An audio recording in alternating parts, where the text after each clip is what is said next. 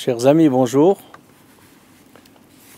La Torah nous dit dans le Chumash Shemot, Parashat Mishpatim, les jugements, voici les jugements que vous mettrez en face de vous, en face des Bnei Israël, donc c'est Dieu qui parle à Moshe Rabbeinu. Donc la Torah nous dit, si tu vois l'âne de ton ennemi qui ploie sous sa charge,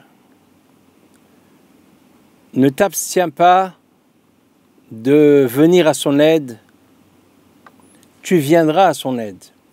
Donc juste avant de commencer, on va raconter une petite blague, comme d'habitude, puisqu'il faut être toujours besimcha, toujours dans la joie. La Gemara raconte cette blague. La Gemara c'est sérieux, mais ça raconte aussi des blagues. C'était un âne qui était en concurrence avec un taureau. Et tout le monde sait que la concurrence, c'est très mauvais. Il ne faut pas être en concurrence avec des gens. Il ne faut pas se mesurer. Chacun vaut ce qu'il vaut. Chacun est comme il est, comme on dit. Mais quand même, cet âne-là, il n'avait pas compris encore. Et c'est un âne, il était bête et têtu. Et il était en concurrence avec un taureau. Pourquoi en concurrence? Parce que l'âne, qu'est-ce qu'il a de bien? Il a des oreilles. Les oreilles, c'est bien. Mais le taureau, qu'est-ce qu'il a? Il a des cornes. Les cornes, c'est autre chose. Donc l'âne, il a voulu des cornes. Et il est venu se plaindre. Il a demandé pourquoi Dieu lui a pas donné des cornes. Le taureau, il a bien des cornes. Et en récompense, alors ils lui ont coupé ses oreilles. Donc même ce qu'il avait, il l'a perdu. Voilà, ça c'est une blague de la Gemara.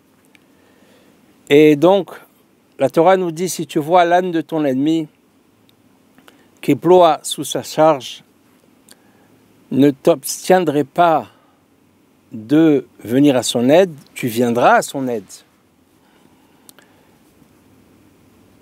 Donc la Torah nous parle d'un âne qui ploie sous sa charge. Bien sûr, c'est au sens premier. Si quelqu'un il a un ennemi, et il voit cet ennemi, même si c'est un frère juif à lui, mais il y a eu une histoire entre eux, il a de la rancune vers lui, donc il a de l'animosité envers lui, et il le voit il voit son âne ployer sous sa charge. Donc il ne doit pas dire bien fait pour toi ou des choses comme ça. Au contraire, il doit mettre la haine de côté et venir à l'aide de son ennemi, son ancien ennemi, puisque c'était son ennemi, mais maintenant il arrive à l'aider, c'est plus son ennemi. Et donc on voit que, qu'est-ce qu'elle a voulu la Torah dans cette mitzvah? La Torah a voulu qu'on laisse la haine, qu'on laisse tomber, comme on dit, laisse tomber, qu'on laisse tomber la haine. La Torah a voulu qu'il y ait plus d'amour entre les gens. Même si des gens se sont disputés, mais c'est pas pour ça qu'ils vont pas s'entraider. Et donc ça c'est au sens premier. Mais bien sûr que la Torah, elle est beaucoup plus profonde aussi. Et l'âne qui ploie sous son fardeau, c'est l'âme d'un juif qui ploie sous le côté matériel, qui ploie sous sa charge. C'est quoi la charge? C'est quoi le poids qui pèse sur l'âme d'un juif? C'est malheureusement les fautes ou les transgressions qu'il a pu faire. Ça, c'est un fardeau sur son âme que un juif ne peut pas porter. Même pas une seule faute, il ne peut pas la porter, c'est trop lourd. Il est écrasé. Le poids de la faute l'écrase. Des fois il le sent, des fois il ne le sent pas. Mais en vérité, c'est comme ça. Et Rabbi Nachman nous dit que c'est sûr que on voit qu'il y a des souffrances dans ce monde. Mais Rabbi Nachman dit que au travers de toutes ces souffrances, malgré toutes ces souffrances, si elles ne sont pas accompagnées de fautes, alors ce n'est pas des souffrances. Ce n'est pas des souffrances. Ce n'est pas des vraies souffrances parce que c'est passager, c'est pour aider quelque chose, c'est pour amener quelque chose, c'est pour amener un bien. Mais les seules souffrances, c'est quand il y a des fautes. Alors là, ça c'est des souffrances. Pour la personne, c'est des souffrances pour l'âme, c'est des souffrances pour son entourage, à Dieu ne plaise. Donc si on voit l'âne, c'est-à-dire si on voit un frère juif, même si c'est notre ennemi, même si on s'est disputé avec lui, mais si on le voit faire une faute, alors il faut venir à son aide.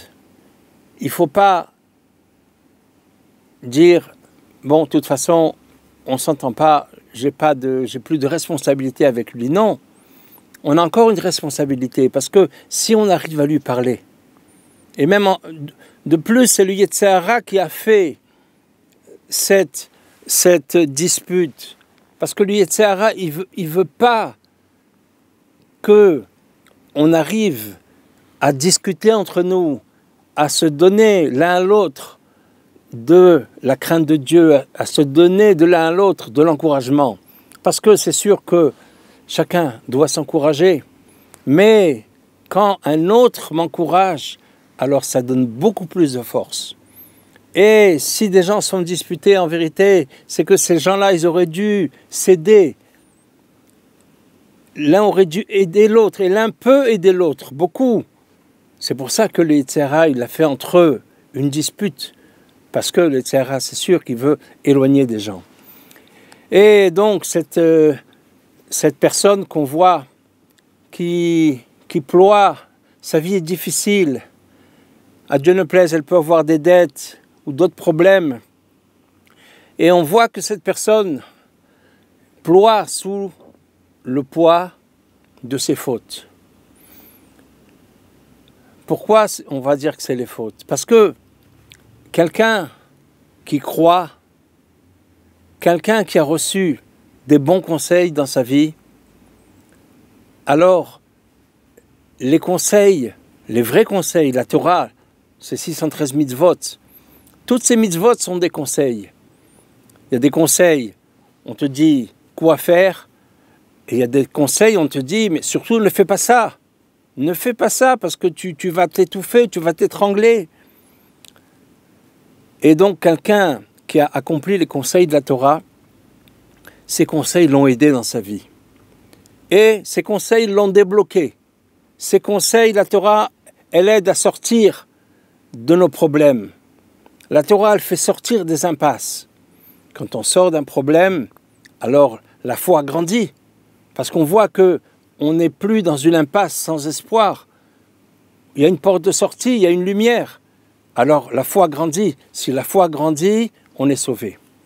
Parce que tout ce qu'il faut avoir dans ce monde, c'est une foi à toute épreuve.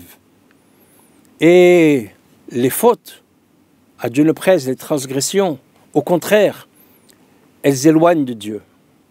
Pourquoi elles éloignent de Dieu? Parce que c'est marqué dans le livre des qualités de Rabbi Nachman, c'est marqué que si quelqu'un fait une faute, à Dieu ne plaise, alors cette faute va obligatoirement faire naître en lui, dans son cœur et dans son esprit, de l'hérésie. Quelqu'un ne peut pas dire, j'ai envie de faire une faute, moi je crois en Dieu, mais maintenant il y a quelque chose d'interdit, de manger du cochon, et il dit, j'ai envie de faire une faute, j'ai envie de manger du cochon, mais je resterai le même. Je resterai avec ma foi en Dieu. C'est pas vrai.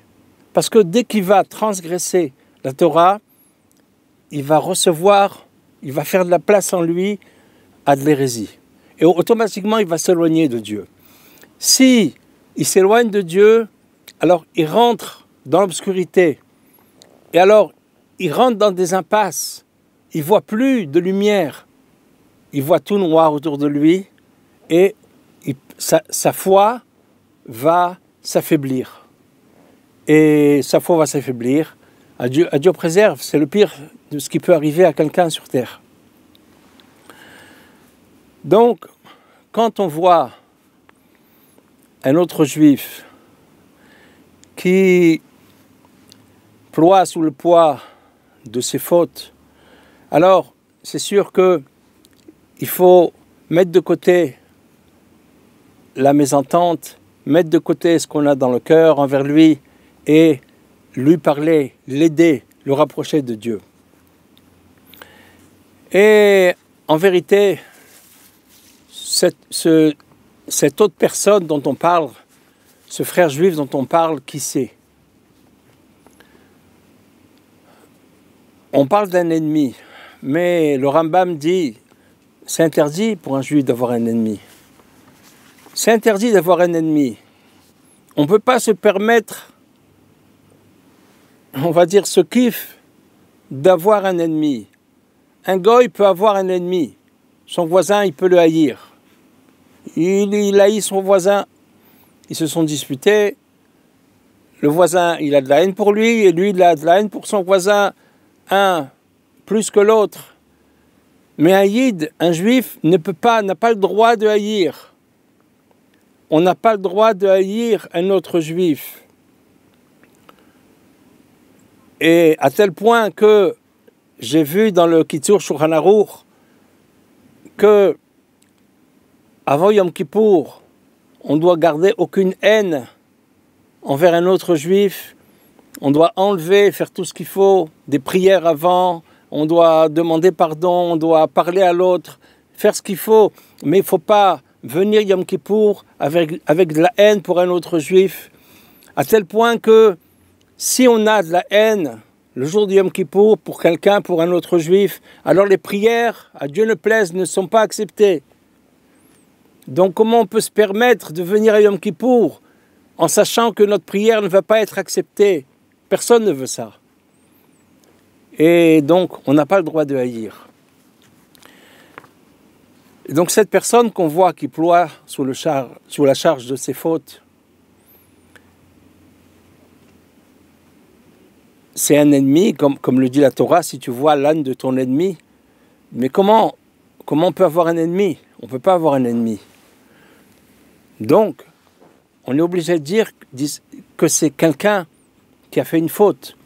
Et c'est vrai que si quelqu'un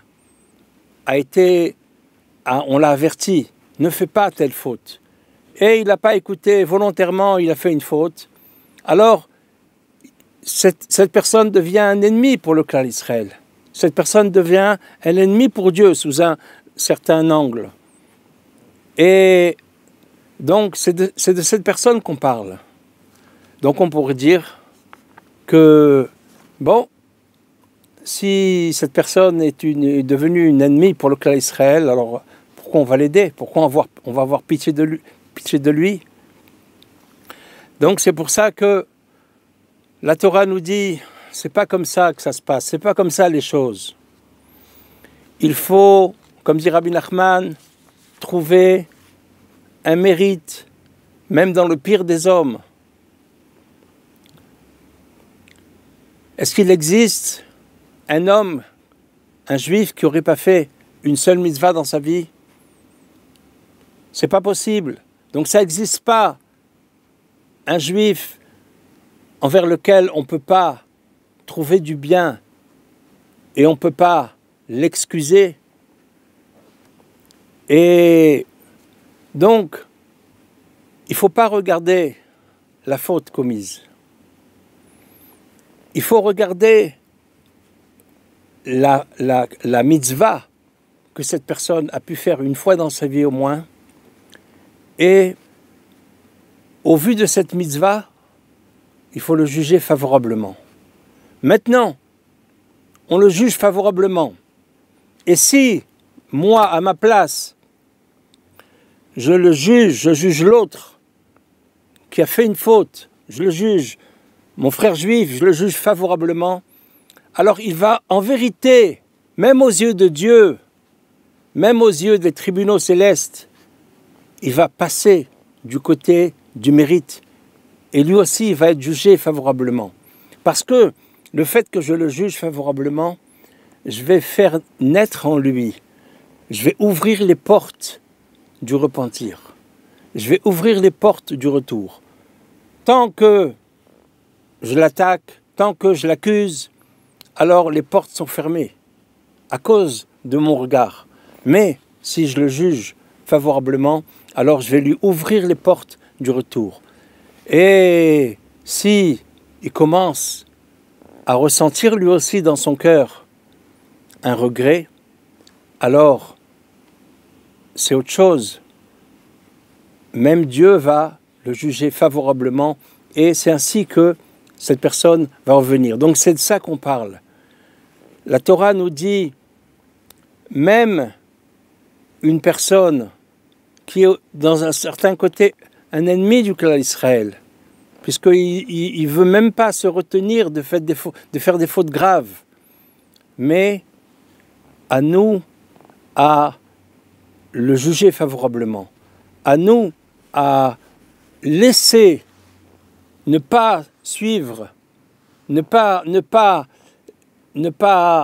donner de l'emprise à la haine qu'on pourrait avoir de cette personne, mais au contraire, on doit faire grandir l'amour qu'on peut avoir pour cette personne, jusqu'à l'aider, jusqu'à avoir pitié de lui, et on peut entraîner que Dieu va pardonner à cette personne et va l'aider à revenir. Donc on voit que on a le pouvoir, comme dit Rabbi Nathan dans l'Ikutei Halachot, chacun a le pouvoir de pardonner les fautes de son ami. Pardonner, on n'est pas Dieu pour pardonner. Ça veut dire chacun a le pouvoir de faire pardonner. Par son regard sur l'autre, il va faire pardonner les fautes de l'autre. Et donc bien sûr, cette mitzvah, c'est une mitzvah extraordinaire que Dieu a voulu qu'il y ait entre nous de la pitié, de l'amour, et qu'on mette la haine de côté. On a commencé les 3 semaines qui vont amener jusqu'à le 9 Av, et on sait que la destruction du temple, elle est à cause de la haine gratuite. Et malheureusement, il y a beaucoup de haine dans le clan d'Israël, de toutes les formes, de tous les côtés. Mais donc c'est une erreur, c'est une grande erreur parce que on n'a pas le droit d'haïr son frère juif. Et c'est sûr aussi que de la même façon qu'on peut amener du bien sur l'autre, alors à Dieu ne plaise, si on garde une rancune jusqu'à avoir de la colère sur l'autre, alors à Dieu ne plaise, on peut le contraire aussi entraîner et amener des problèmes à une autre personne. C'est pour ça que il faut absolument arriver à juger l'autre, même si on s'est disputé avec quelqu'un. Mais il faut arriver à comprendre qu'il ne nous veut pas du mal. Même s'il a fait quelque chose de mal envers nous, alors il faut dire non, il a eu une vision de nous-mêmes, ou il a vu une vision de la situation qui était fausse. C'est ça qui l'a entraîné à penser mal sur nous. Mais en vérité, cette personne a du bien et il n'a pas voulu faire du mal. Mais c'est arrivé comme ça. Donc, il faut dire, c'est pas de sa faute. C'est vrai que dans la situation, donc, on a subi quelque chose de cette personne, mais en vérité, il faut arriver à dire que c'est pas de sa faute. Comme ça, on va plus être énervé sur lui. Comme ça, on va plus avoir de la rancune envers l'autre. Et on doit dire aussi, on peut dire aussi, l'autre n'est pas responsable. On lui a appris à réagir de telle façon. On lui a appris à penser mal sur tel groupe de gens, sur telle personne. Mais lui, c'est pas de sa faute. Il a grandi comme ça. Il a été influencé comme ça. Et c'est sûr que si quelqu'un arrive à enlever en lui la haine, la rancune qu'il peut avoir pour un frère juif, à Dieu ne plaise, c'est sûr que à ce moment-là, même Dieu lui-même, qui se comporte comme nous on se comporte, donc Dieu lui-même va enlever toute la rancune et toute la colère qu'il peut avoir, à Dieu ne plaise, sur le clan Israël. Et comme j'ai vu dans un livre, le Sefer Hasidim, qui dit que les Goïms, c'est vrai que c'est eux qui ont cassé le temple, mais les Goïms ne peuvent pas venir et casser un Beth Midrash ou casser le temple comme ils l'ont fait si nous, le peuple juif, on n'a pas commencé par une dispute interne. Tout a commencé par une dispute interne. C'est ça qui a permis, c'est ça qui a fait que les Goïms après ont pu venir et nous faire la guerre. Donc, on va arriver, si Dieu veut, à enlever toutes les disputes, à enlever la haine de notre cœur et à aimer comme soi-même chacun du clan d'Israël et à aimer Dieu de toutes nos forces. Amen ve Amen.